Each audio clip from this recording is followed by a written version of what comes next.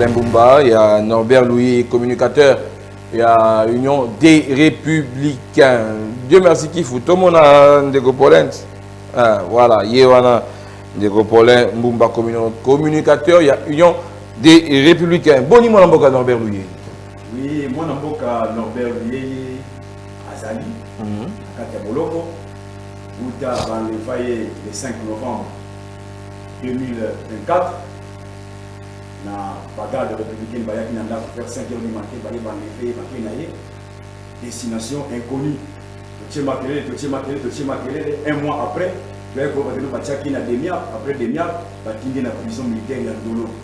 Alors, on a Norbert totalisé 100 jours de détention illégale, sans être présenté devant le magistrat pour avoir un motif, sans être présenté devant son juge naturel pour éviter qu'est-ce qu'il a fait au juste, malgré ma querelle de Kocha, ils ont confirmé que mon avocat Norbert Azali, prisonnier personnel, il y a Tata Félix Tilo.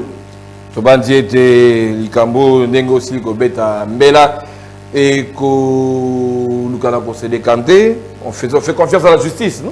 Justice ya Congo, il faut doter la confiance ici ça mboka na yo, ya mboka na biso.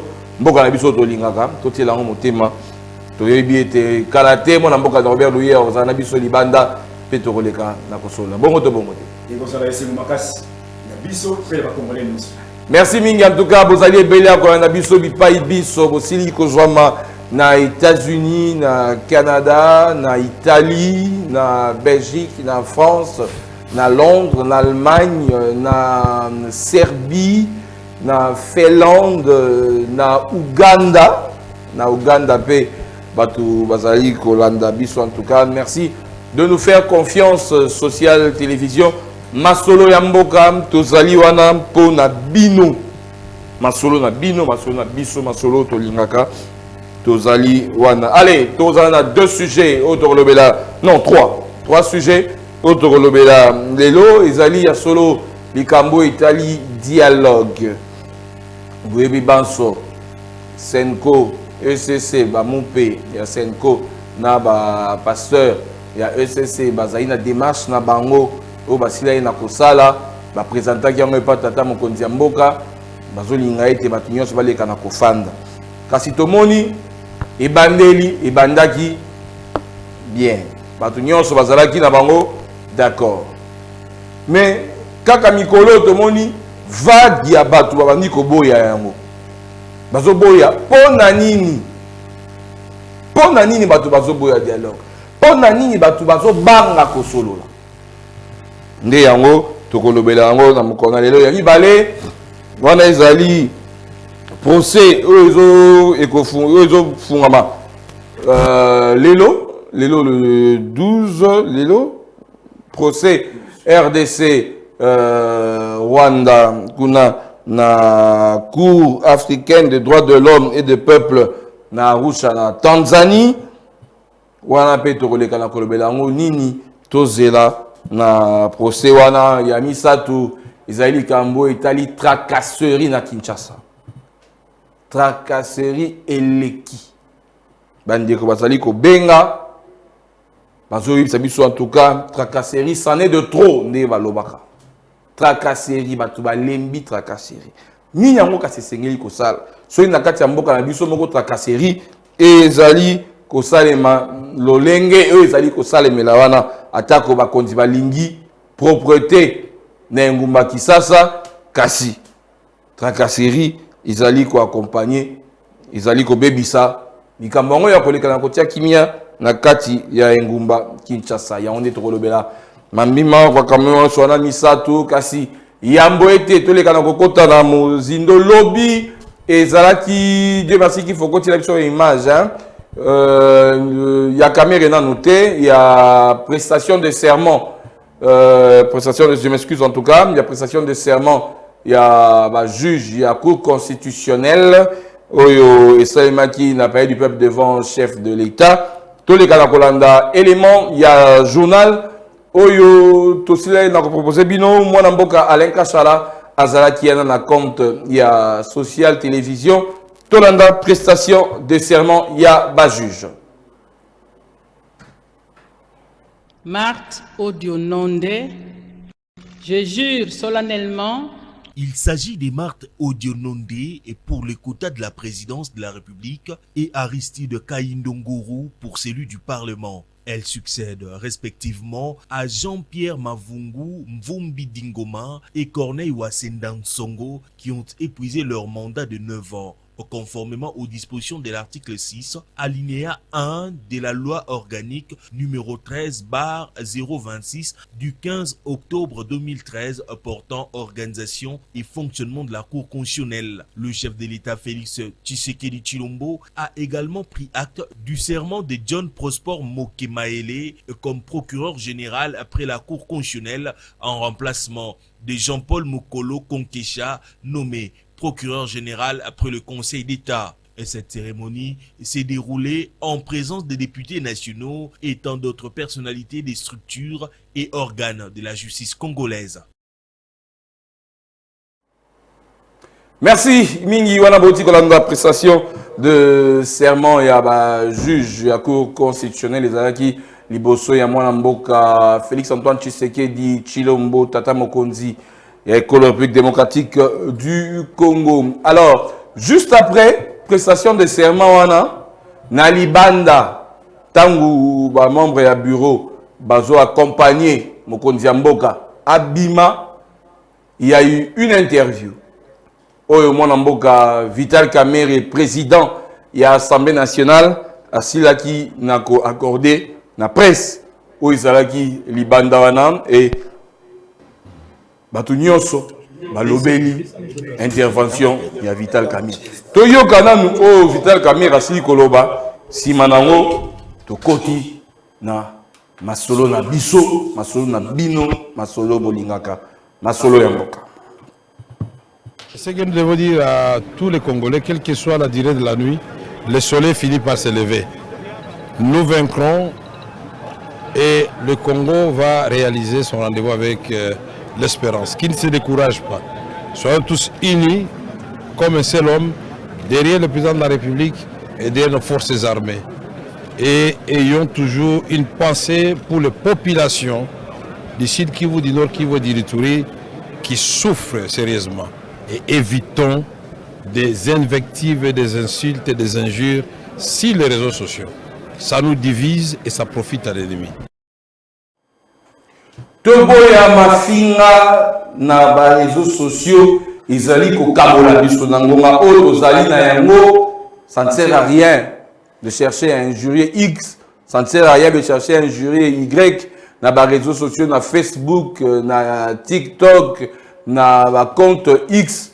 À quoi ça sert? Moi na boka Vital Kamerhe lobby ezali ko diviser biso tozala na posa nango te sikoyo tozala posa ya bomoko toleka na kozala Pomoko, unité, la 4 République démocratique du Congo, pour que na kolonga monguna o azali ko agresser République démocratique du Congo. Mobianga na misami balé asli ko côté zali Jean Fidèle Boyo, société civile émergence du Congo, coordonnateur, hein, la société civile pour l'émergence du Congo, Dengue Moko Alinga Rapé comme benga Azali, l'église au sein du village.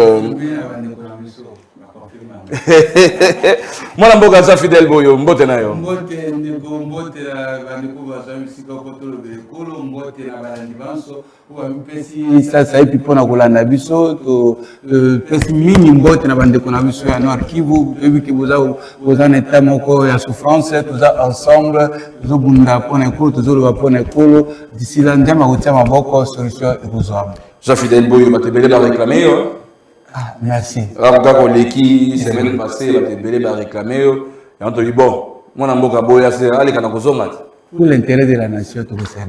Merci Mingi. Alors Jean Fidèle Boyo, Paulin Mbumba, Tolandi Elongo, moi on Vital Kamerhe, réaction, il y a yo, réaction P, il y a Paulin. Après, le côté premier sujet. Oui, et ça, la réaction, il y a une réaction à unité, parce que tout à qu'est-ce qui nous arrive? La situation actuelle, tout a besoin il y a des discours passés. Oh, Mobutu, Abumamboka, oh, Kabila, Abumamboka, oh, Tsikeda, Abumamboka, oh. C'est pas ça, c'est que nous avons besoin aujourd'hui. Tout ça devant une situation qui intéresse la nation. Oui, qui est au Colombie, ce qui vit sur l'époque, oh, toujours solution, ce qui se passe, banana biso, va comme en difficulté, va comme esclave, va comme esclave. Donc, maintenant, tout ça, message, il y a unité, tout ça besoin, il y a des arguments construits pour l'intérêt de la nation, en particulier, on a donc, à ceux qui problèmes internes, les linges sales se lavent en famille. Famille, mon côté, il y a un problème. Dis moi, tout ça un problème, Nakata pour tout ça un problème, Nisa, tout ça un problème, mais aujourd'hui, mon soit Seigneur, ça discours à Malam, qu'on a coupé sa chance dans la République démocratique du Congo, notre pays, unique pays, mais tout ça peut exister. 085 109 98 22 Wanazali numéro na biso ya kotinda message SMS normal ou bien ya kokomela biso na WhatsApp wana nde penza okoleka ko interagir mutuna na yo ikotunama na bandeko bazali na biso awa na plateau. Paul Mouba, réaction autour ya appel ya mwana mboka Vital Kamerhe. Merci beaucoup na ndenge o tunangai que na pe sa point de vue na par rapport il y a intervention ya ndeko Vital Kamerhe Ouazali moko ya président ya Assemblée nationale et ça parmi ba valeur et c'est là qui to cultivé dans République démocratique du Congo parce que les anti-valeurs et tombola kambokate et kabola kabatu ko finga moninga ko sala boye so ko na point de vue ya ko émettre le point de vue na yo parce que pouvoir union sur va critiquer kayango les critiques et ça soit sur le plan positif soit sur le plan négatif mais ko finga ko tiola ko sala bona en tout cas là nous tous nous condamnons attitude ya ba congolais ko ba se comporter ka bongo mais biso en tant que ba leader il y a opinion et c'est là qui tola qui c'est exemple toté ya ka population oyo na exemple biso mongo donc ko finga mutu ko tiola ko sala bona boye et ça malamu to ça non pour notre pays. Merci Billy. Allez, premier sujet, dialogue, oui ou non. Batu Bazali, Koboya, alors que les Bandeli, Batu Bandimaki, c'était quand même idée à bien, Batu Basile, Kosepelanango, non, token dialogue, mais Tomoni, Batu Bandi Koboya. Moi, la Mboka Deli Mukwege, a boy dialogue. FCC, boy dialogue. Nani Soussou, Observatoire de la défense publique, a boy dialogue. Nani Soussou. UDPS, publié communiqué dans Bango, c'était hier.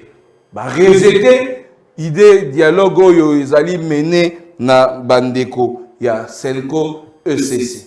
Alors, pourquoi Batobasoboya dialogue ezali ce qu'on a dit alors que Batobamonagi ezali nzela, moi piste, il y a Koluka Makambwe, Fanda quand même Kimia na Mboka, et Batobani Koboya. Ezali Kobanga. Topé Zali ni mwana mboka boyo.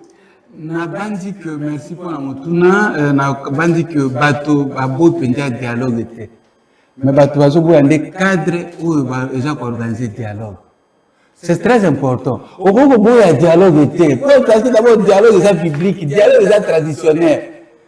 Dialogue au Congo même dans la première guerre mondiale sous un dialogue, deuxième guerre mondiale sous un dialogue.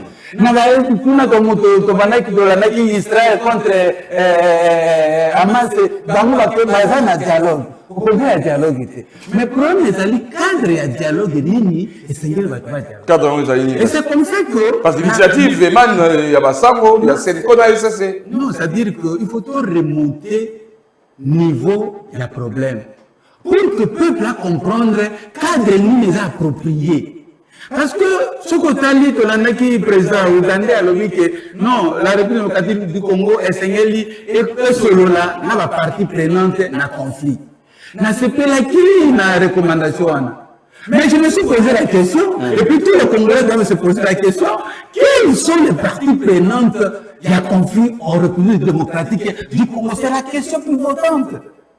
C'est-à-dire qu'il faut constituer Bango. Oh, déjà, on a trois niveaux de la partie prenante. Sur le plan international, dans le cas de l'Union européenne, par exemple, parce que partie prenante de la conflit, parce que dans une visée économique. Il y a besoin d'un organe économique. Toujours de quitter sur le plan continental Afrique, nous avons le pays, en dehors de Rwanda, il y a des pays qui sont d'accord avec le Rwanda pour aggraver cette situation à conflit. Parmi nous, on a particulièrement un conflit où ils ont le plus démocratique du Congo, c'est un niveau continental. Donc, on peut passer à la partie prenante dans Katia Masolo. Parce que niveau, il y a sous que un niveau local, niveau national. Tous les gens ont conflit la mission.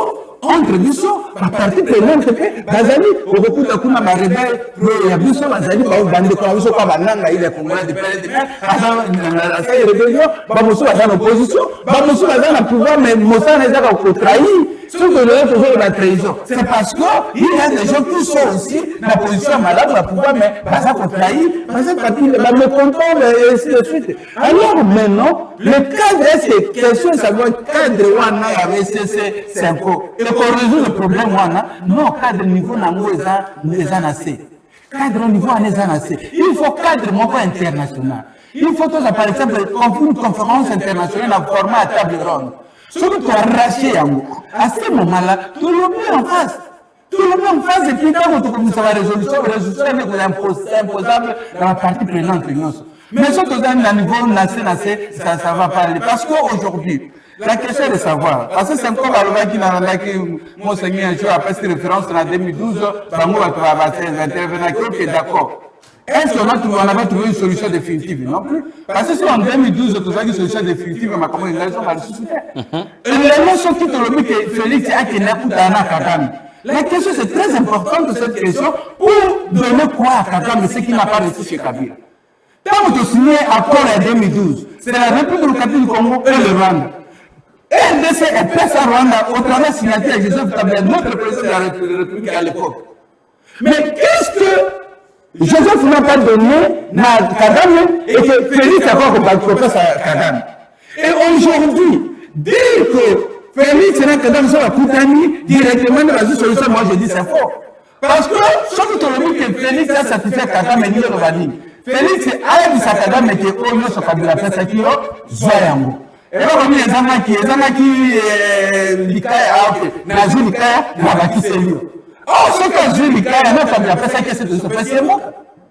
c'est ce qui ne peut pas être fait parce que Kagame sera toujours insatisfait.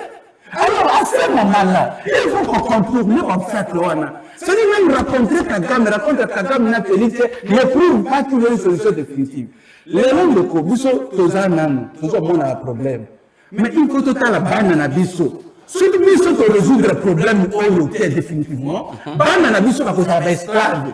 Parce que subir le coup, parce qu'on dirait la guerre à minerai, bientôt on va la guerre de l'eau. Guerre d'eau, les gens guerre monsieur à ma case. Ma pays monsieur souvent dans ma il n'est pas la Bisso. Tout ça la guerre d'alimentation. Il y a plusieurs formes de guerre. Alors il faut voir. Et dans notre temps, c'est la Bisso par rapport à Yango. C'est comme ça que tant que Basalaka, Bazaka na Berlin, tant que Bakena Hotel et Misama Kondi, il y a le République démocratique du Congo comme pays.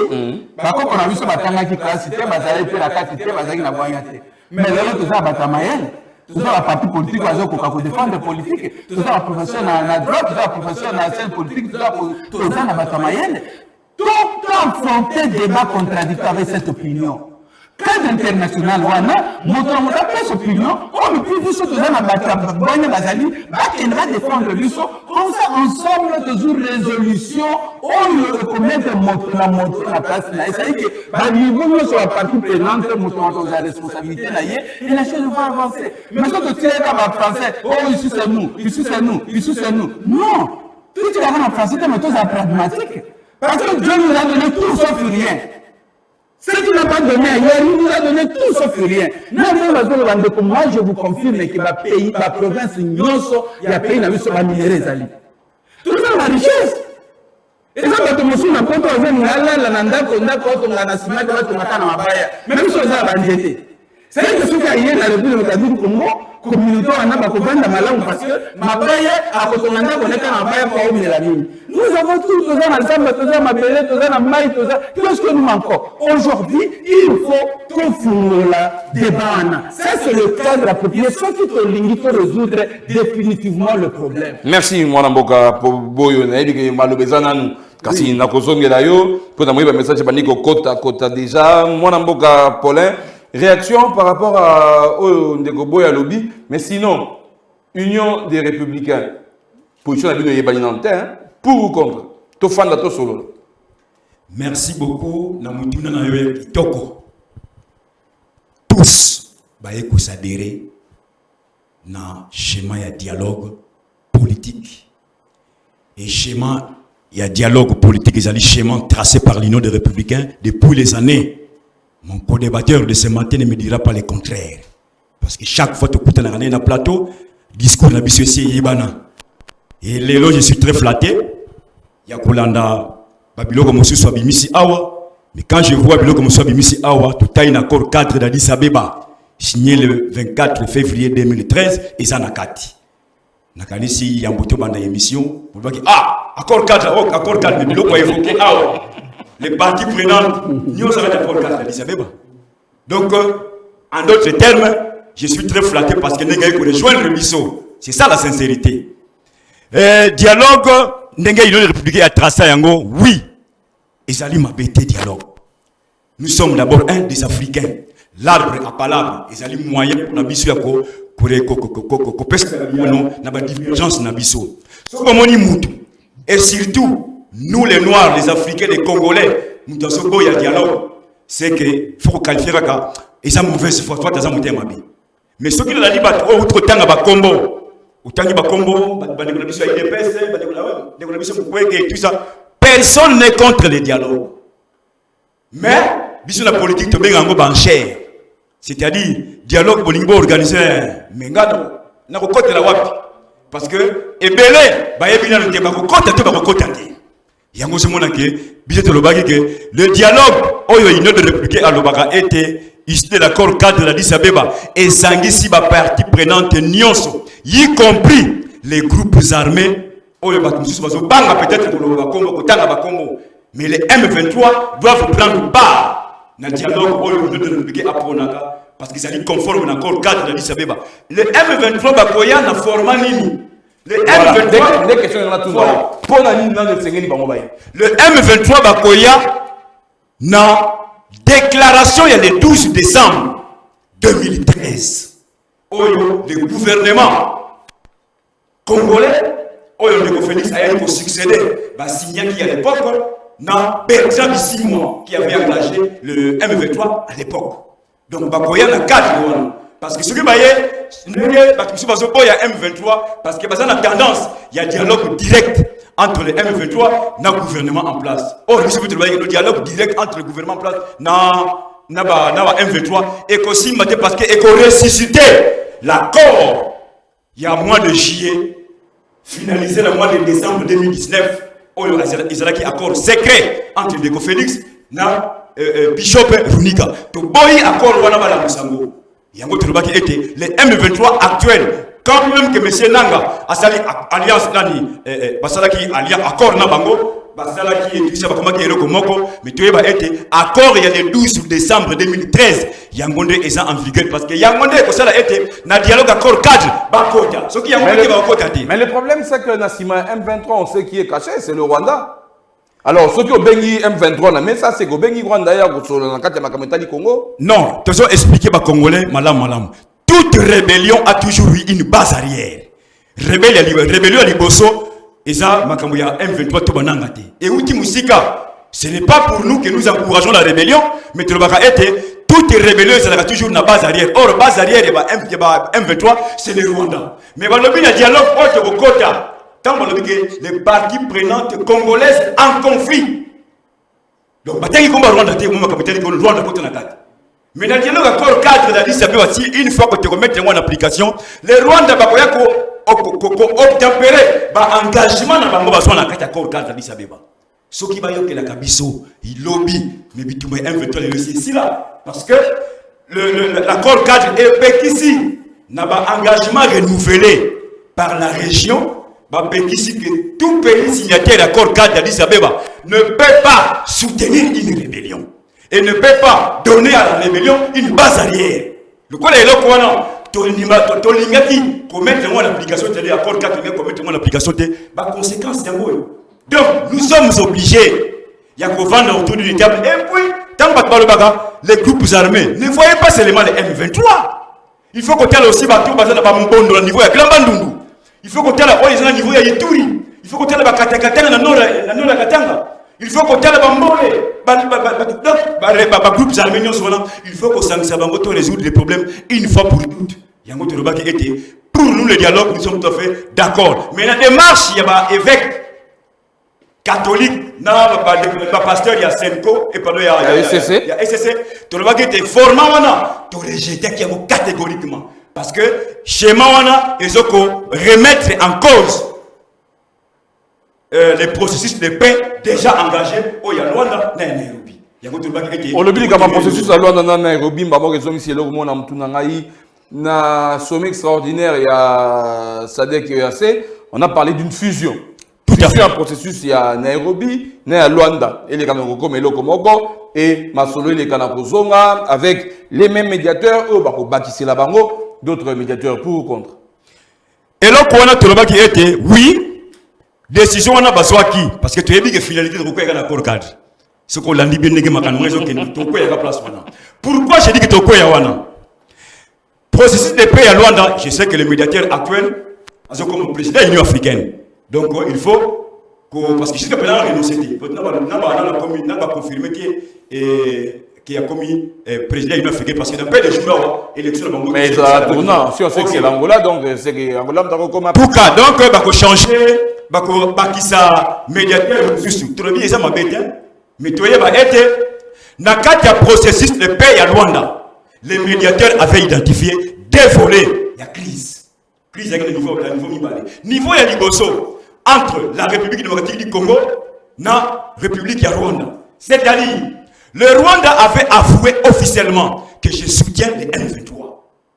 Et Ndeko Félix, c'est-à-dire, la République démocratique du Congo, on avait avoué, depuis le mois de juillet 2023, on avait avoué que tous ceux qui ont collaboré, n'a pas FDLR, n'a pas groupes armés négatifs. Le quoi ton lima qui est là quoi il y a un médiateur qui non.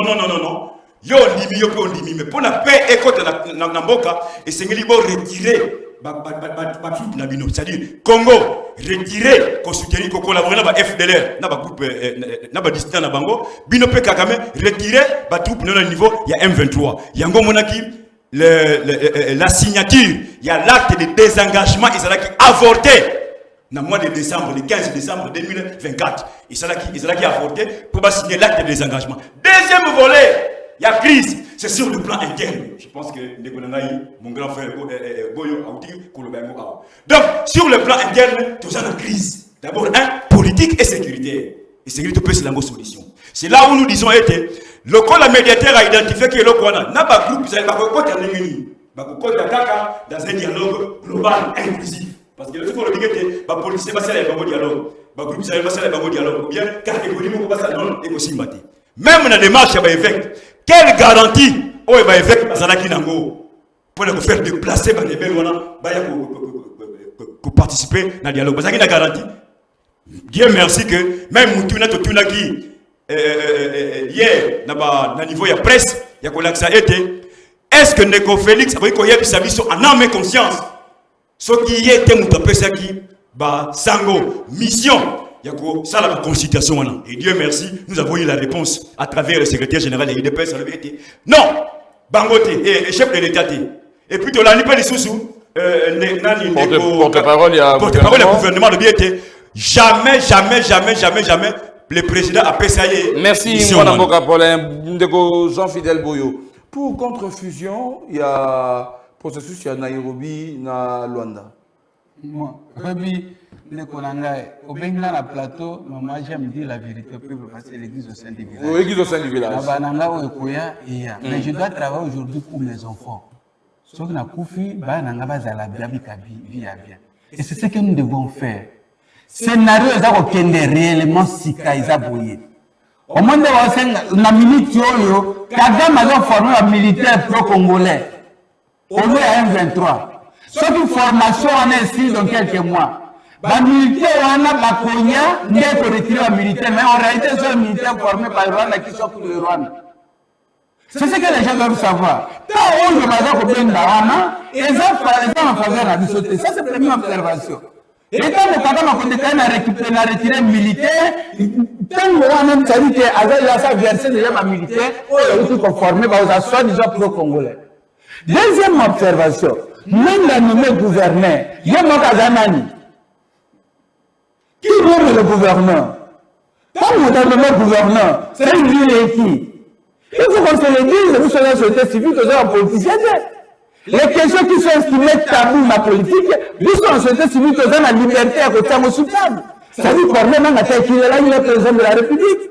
Le scénario est là, sika, et là pour fabriquer un autre État au sein de la République démocratique du Congo. Et il faut jouer sur le temps. Facteur sensible aujourd'hui, c'est le temps. C'est le temps. Quand on va tantôt, mais non.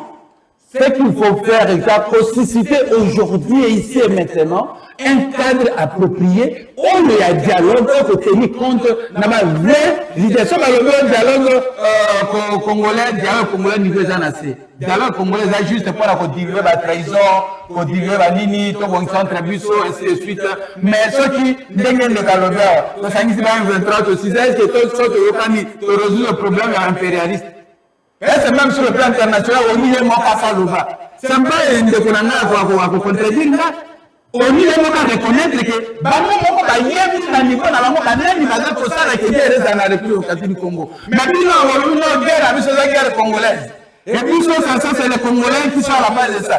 Ça c'est quel niveau de conception? Comment que mon élève reconnaître qu'il y a à la base de ma communauté, non, j'ai déjà classifié niveau à la partie prenante aujourd'hui. Les chefs d'État, ce qu'ils peuvent faire pour que, appliquer la République démocratique du Congo, souvenir historique, ils ont organisé Kadouana, à susciter les États-Unis, parce qu'aujourd'hui, quand nous faisons l'opinion internationale, l'idée de l'opinion internationale aujourd'hui, c'est les États-Unis. Vous passez les États-Unis. Il va arracher de Donald Trump cette volonté. Il faut mettre ensemble toutes les parties prenantes sur le plan international, comme de la Congo, tout est soutenable, tout est changé. Ce qui peut arracher accord Wana, ça sera indicateur malamu, résultat malamu, oh Félix Tshisekedi à côté de la peuple congolais, n'a vu parce qu'il n'est pas éternel, personne n'est éternel. Au bout de ça, 30 à 50 finalement, quand on va ici, stop. C'est-à-dire qu'il y a un jour où le chef de l'État va céder sa place d'une année d'une autre. Mais il faut produire ça aujourd'hui. Merci mon avocat. Nous perdons. Merci mon avocat Jean-Fidèle Boyo. 085 199 98 22 Wanezali numéro na biso Yakotinda SMS normal ou soit au Komeli biso na WhatsApp parce que pour l'instant les appels en tout cas les appels que ce soit c'est pour les appels. Il faut qu'il y ait une émission sociale actu Nandeko Alain Kachala.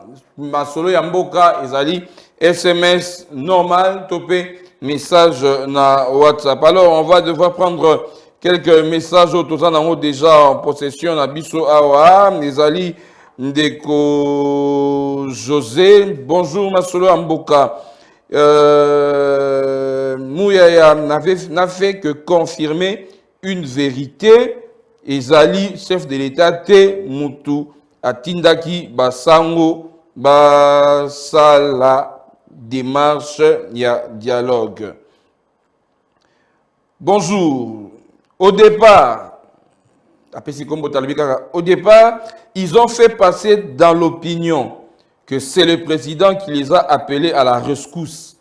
Et pourtant, leur initiative est venue à la suite de leur rencontre secrète avec Kabila et Katumbi à Addis, et vous allez vous poser la question qui finance cette démarche pour en savoir les véritables initiateurs et pour quelle fin. Ndeko Jean Alobi, Vous attendez une autre balkanisation. La partie Est est irrécupérable et je ne vois aucune possibilité pour le régime actuel de tenter quoi que ce soit. Il faut travailler à l'interne pour compenser cette faiblesse de l'État afin d'espérer à une solution efficace. Dekotoni, bonjour Masolo Yamboka. Le président ne refuse pas le dialogue. Le président ne refuse pas le dialogue. Nous avons un point de vue qui est cristallisé dans les prises de position des organisations sous-régionales. Dialogue avec le Rwanda, c'est à Luanda, avec le M23 et autres à Nairobi. Quant à la situation en interne, nous sommes prêts à discuter avec qui le veut. À continuer car lobby. Mais de deux choses l'une. Vous connaissez les demandes des M23 contenues dans l'accord du 23 mars. L'AFC, c'est le régime passé qui veut revenir au pouvoir par les armes. N'a n'est que la tête de pont. Vous voulez que l'on donne au Rwanda nos territoires, qu'il exige comme faisant partie de son territoire, ou alors que l'on défende le pays. On a quelques messages autour on a un message Yandeko. Bonjour monsieur le journaliste, c'est monsieur Samuel Mongafula, situation na Goma et Zandengini Nisiko. Merci, bonne journée. Moi na autour na Bandeko. Société civile na Goma et Zandengini. Olobate. Olobate. Ah, société civile. Na Goma bomi. Ah. Na Goma mikolo société civile zajite. Soko bimisi mutu abomi. Et ce que le lobby a beau mieux. Raison pour laquelle peut-être on est conçu à comporter. Je profite de cette occasion pour en faire cette vérité. Si on constate que les leaders, il y a un Nord qui vous va le susciter. Pour ceux qui ont le lobby contre M23, bande konokuna va identifier un abomi bango. C'est une que ça. Parce que na qui na nini ndeko moko azako reprocher ba leader politique ya Nord qui vous bazako le battre ainsi de suite. Non mais ndeko azo sur la tête ce qui se passe. Tout leader est Nord qui vous soit à juste plateau dès que vous êtes au Zubo à dénoncer. Il y a une boutique qui n'a pas enlevé Van de Konaï. Pour identifier il est de quelle famille, il est de ceci. Alors, pour nous protéger, pour protéger Van de Konaï, pour nous exposer Bangote, il y a un vendinier, mais basé dans douleur dans mon thème, pour Van de Konaï va pouffer, mi va sami va projet dans mon bébé, mais moi va le bas, et ça c'est là-bas, et ça, on va vu non va journaliste, il faut vous rappeler population pour qu'est-ce qu'il faut. Les autres parlent de carnage, je sais ce qui se passe, on a vu déjà carnage, c'était des exterminations. Carnage, je sais quoi que la circonstance, vous savez que c'est belé pour vous. Mais où est l'extermination? Ça fait des années. Chaque année, chaque jour, il y a un moment. Depuis l'intérieur, il y a poussé la équipe dans la ville. Objectif de ça, il faut les exterminer. Ce qui se passe actuellement, ce n'est pas le carnage, c'est plutôt l'extermination. Ça, c'est le terme approprié et que le peuple congolais doit comprendre. Il faut que le bateau même dans les points sur les îles, les barres sur les quais. Nous sommes en société civile, nous sommes politique pour masquer ma commencé et suite. Objectif de ça, ma belle, la mission. Oh, ça, ma cause de ma belle, la mission, c'est que mission de Zaliwana. Quand que déjà, on a ma cause de ma belle, alors il faut que l'on voit la mission pour que l'on voit ma belle. Et c'est ce qui se passe dans le Nord, qui vous c'est l'extermination. Exactement, même le juge qui est en Haïturi, dans Haïturi, il va comprendre que moi, mon père, Sikali, parce qu'on continue à l'année, c'est qu'en Haïturi, on m'a plus de 40 et quelques personnes. Cette politique d'extermination pour nous récupérer ma belle à Est, et ça qu'on continue. Et le concept approprié, c'est l'extermination du peuple congolais, surtout de l'Est de la République démocratique du Congo. Mon amour Capolin, Bassango, aux alliés, pour nous continuer à commencer à tous ces alliés. Mais sinon, réaction, il y a réaction dans les alliés, il y a un message au Bandico. D'abord, tu féliciteras Kaka Onyos Pakomaka.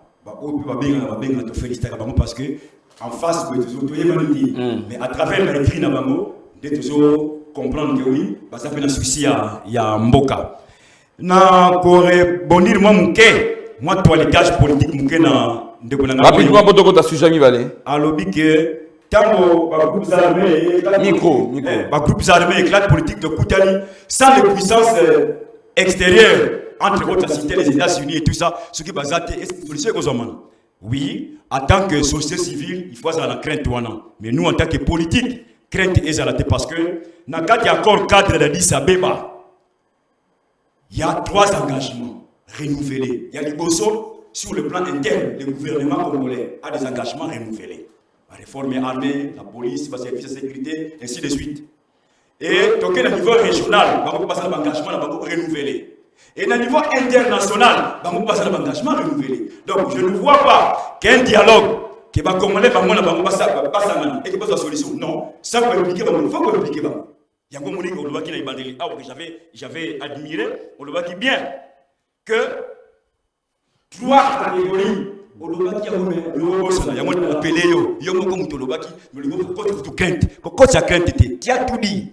Donc, l'accord cadre a fait tout établi. Il y a un moment que le jeudi passé, Tolanda qui est secrétaire général des Nations Unies, avant que na Tanzanie, réuni il y a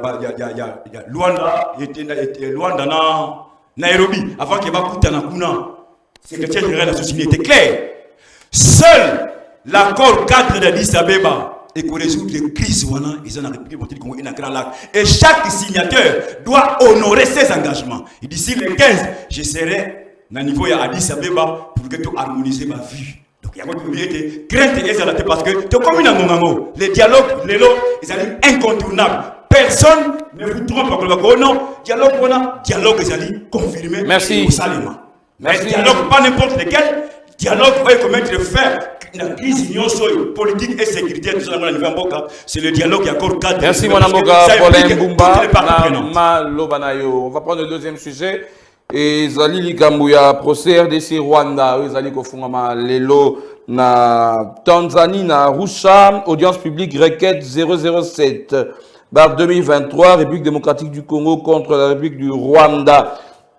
Le but, il y a procès, Ezali, faire reconnaître et obtenir des sanctions à la suite de l'agression rwandaise dans l'est du pays. Procès ESA initié depuis septembre 2023 qui s'inscrit dans une stratégie globale menée par la République démocratique du Congo pour contrer l'agression rwandaise. En plus du front judiciaire, Kinshasa mène des actions sur le plan militaire, diplomatique et médiatique pour dénoncer les violations massives répétées des droits des populations civiles dans l'est du pays.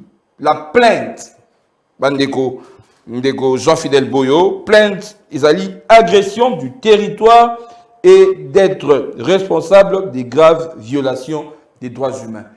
Que peut-on attendre Lisusu na procès Oyo Ezofungama Lelo Nathan? C'est encouragé.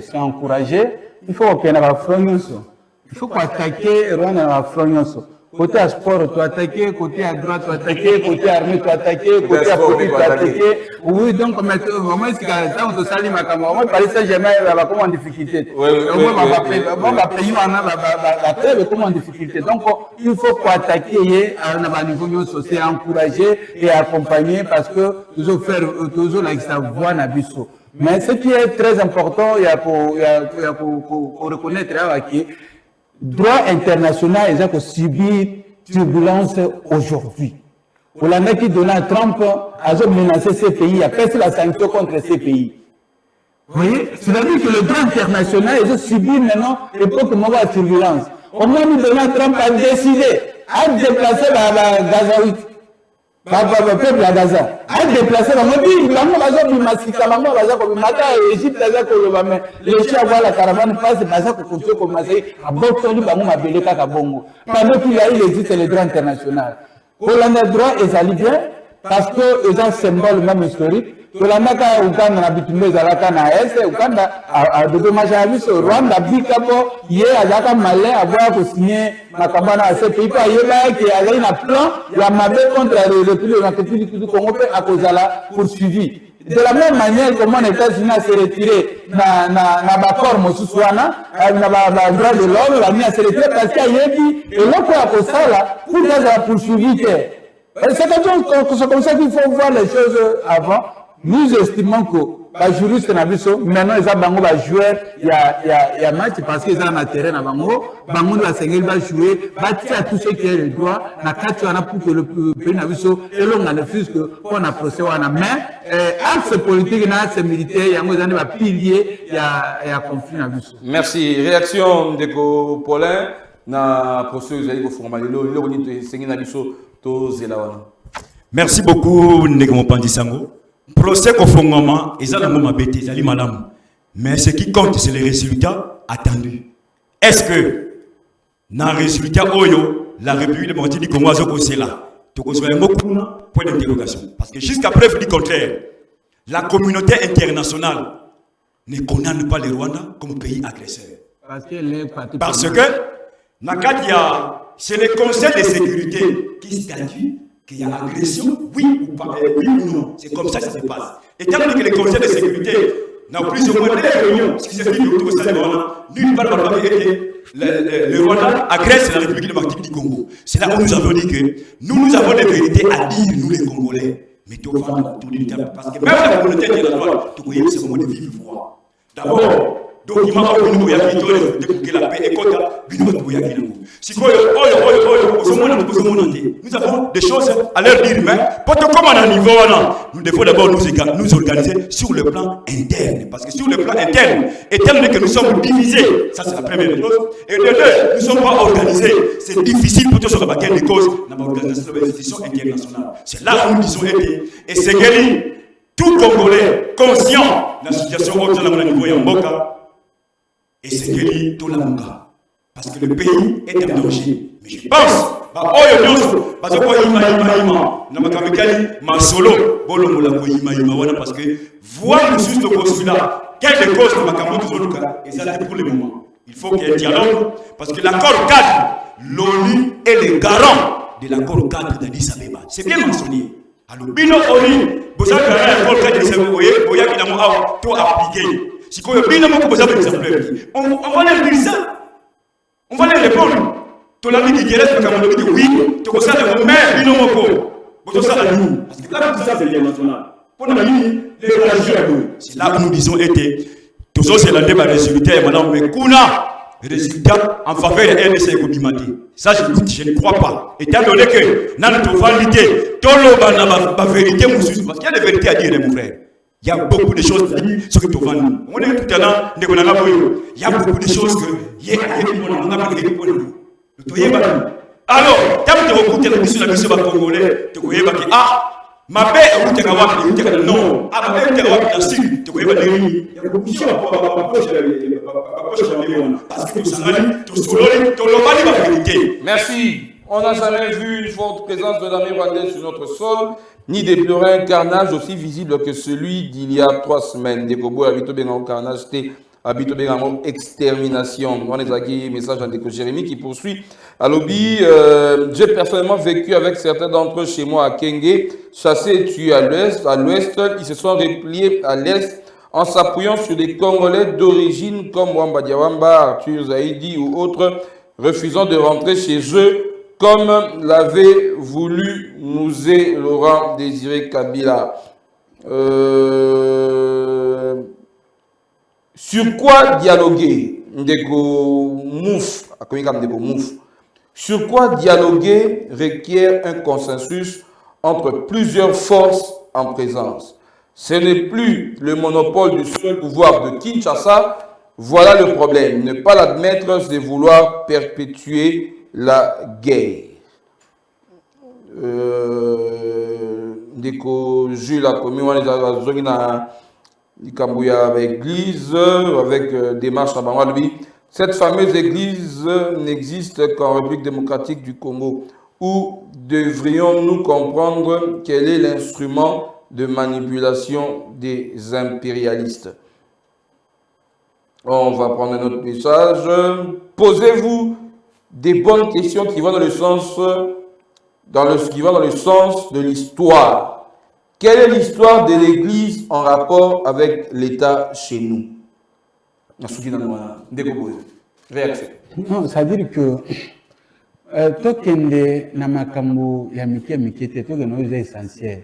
Parce que ce que tu zongi na interroger na histoire, biso moko to sondima o ba imposa biso na église. Bible oyo toza kotanga oyo asalaki yango ce sont ces occidentaux.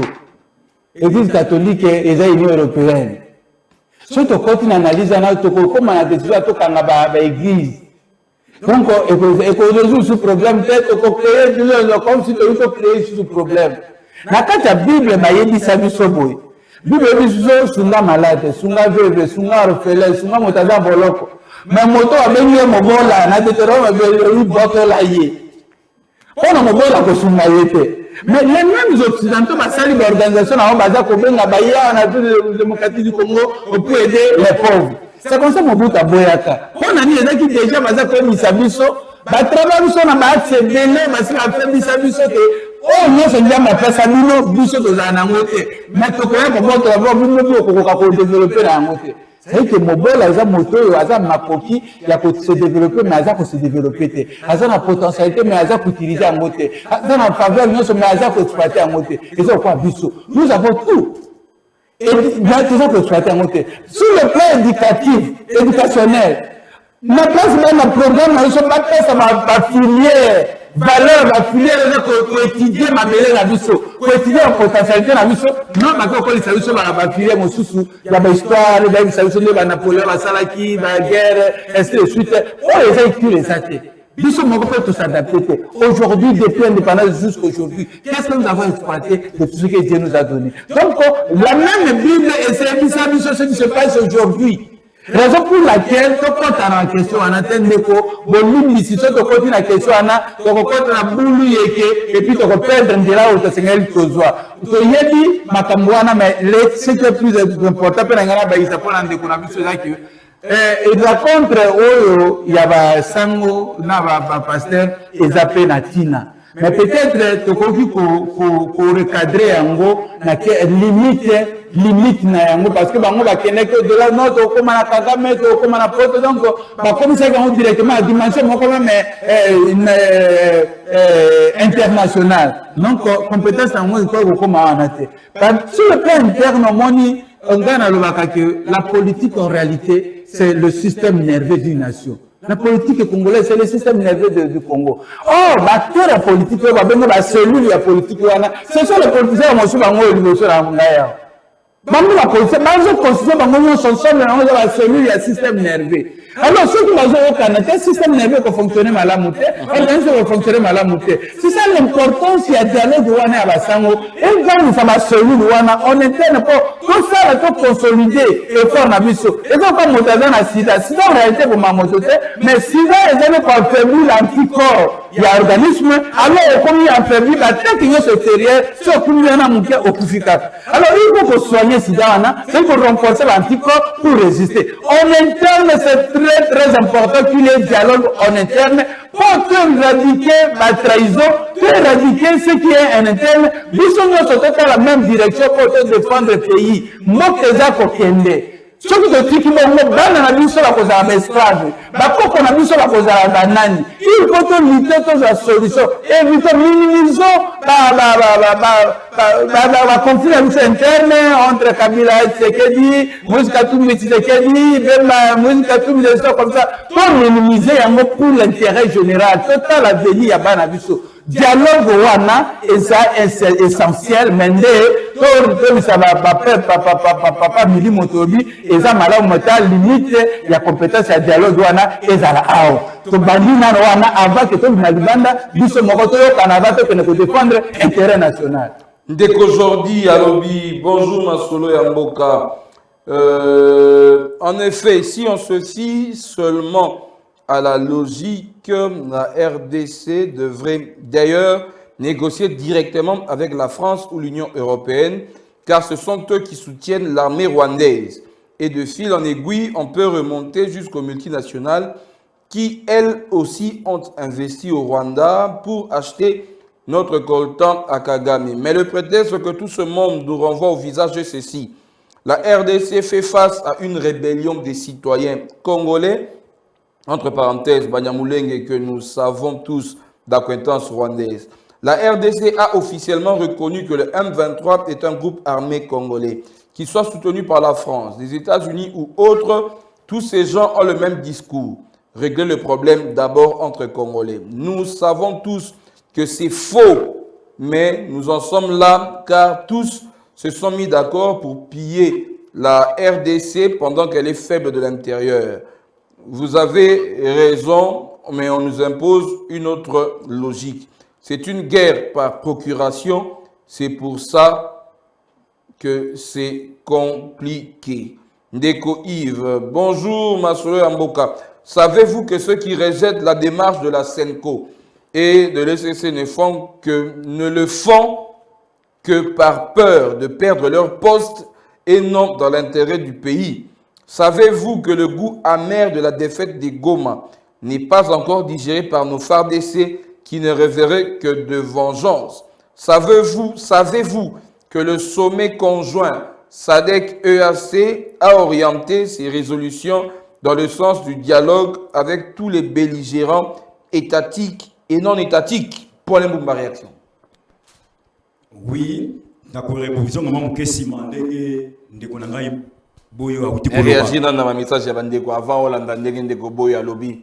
Pour na mona ko baneko noter na yiko zoli ngo réagir na makambo ndeko Boyo otikolo. Bon, omoni ba oyo ba réagisaka en pleine émission, biso tant que ba politique toujours la réserve, ya ko répondre ba monsieur parce que tu yebité à ça la politique, tu as ça la politique parce que ça la politique, j'aurai une réponse appropriée pour essayer.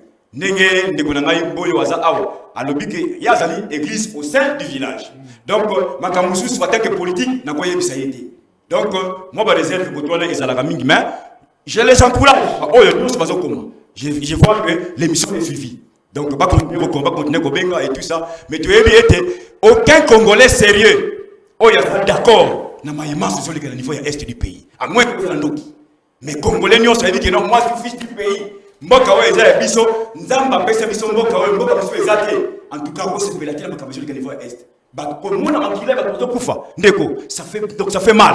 Donc biso to se peut la tête na makambo sur le niveau est d'où to se activer machine pour quelle solution et quoi pour vraiment. Na kozonga mo ke na ndeko Boyo alobi awa que basango oui non pas tort mais bakendaki un peu plus vite na makambo e fallait pas comme sur le niveau international. Oui.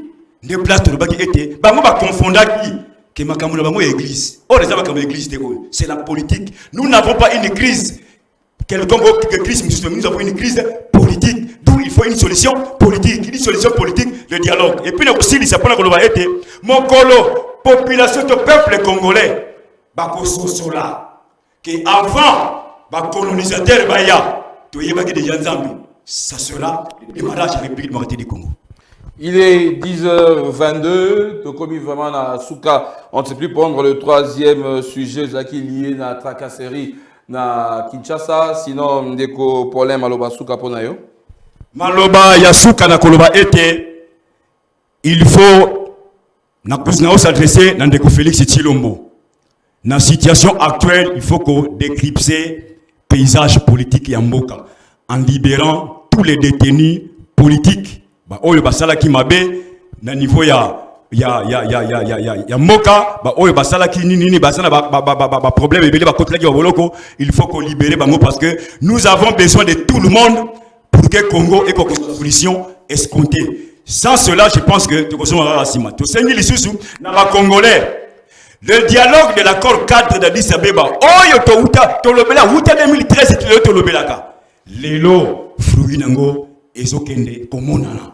Donc lelo cadre moko etikali na biso pour que to vendre to solola pour la conscience makamuno sur le niveau est c'est autour de l'accord cadre d'Addis Abeba. Bon soutenir yango solution to tekolo bana to bana ko bana bino bana kala boy.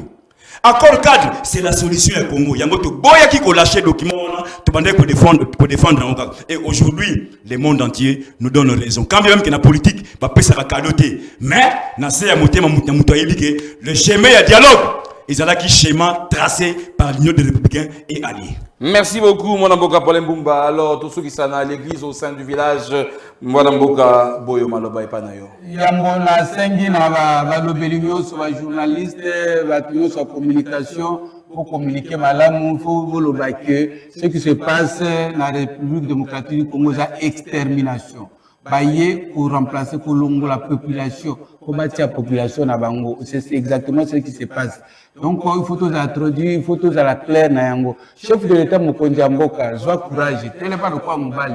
Au pètre bataille, au pètre guerre. Aux ana peuple, aux ana mabelo, aux ana nyoso, vous avez tout. À l'ère actuelle, tiens machine en marche, contacter politique à Donald Trump.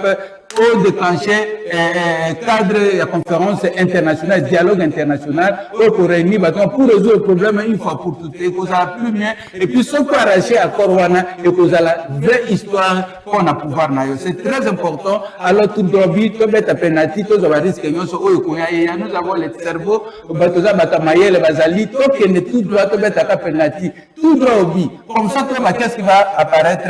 Nous pensons que c'est très important, tout ça, l'Iboso et Abandeko. Comme au Sénégal, église au sein du village,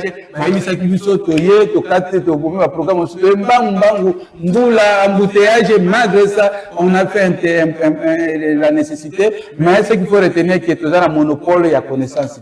Toujours le papa, mon professeur, tout bandit qui est malade. Mais bon, il y a pour les cabisso, Bazali. Ce peu Bazali, les capés, ça fait matière ou chose. Attention, la contradiction, la contradiction, il faut que le pays ne peut pas fonctionner dans l'idée à un groupe déjà comme ça. Non. Des idées. Donc, il faut, bazar avec les éléments contradictoires, ce peut aligner. Tout ça en face, qu'il y ait tout ça démocratiquement. Nous sommes débat contradictoire pour l'intérêt de la nation. Nous sommes là pour le pays. Merci, Mingi Mwanamboka, Paul Mbumba, communicateur, il y a Union des Républicains, il y a Norbert Louye, c'est la Bissoye Mbote.